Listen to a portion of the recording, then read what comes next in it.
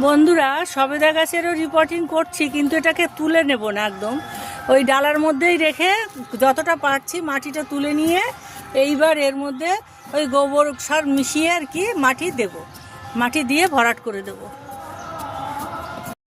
বন্ধুরা, এই যে গাছের গোড়া খুলেছি, এবার একটুখানি ফাঙ্গিসাইড ছড়িয়ে দিয়ে রাখবো, তারপরে একটুখানি নিম খোল দেবো তার উপরে।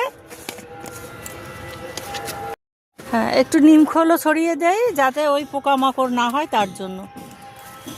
এই যে গোবর সার দিয়ে ছাদের টবের মাটি শুকিয়ে সেইটার সঙ্গে মিশিয়ে এবার সবেদা গাছের গোড়ায় দেওয়া হবে। এই তো মাটি মেশানো হয়ে গেছে, এবার মেশানো মাটিটা গাছের গোড়ায়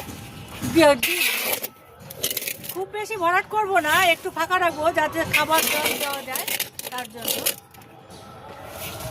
ব্যাস, আর দিতে এই যে এরকম করে ভর্তি করেছি, মানে পুরোটা ভর্তি করিনি, একটু ফাঁকা রেখেছি যাতে পরে সব খাবার দাবার দেওয়া যায় ঠিকঠাকভাবে।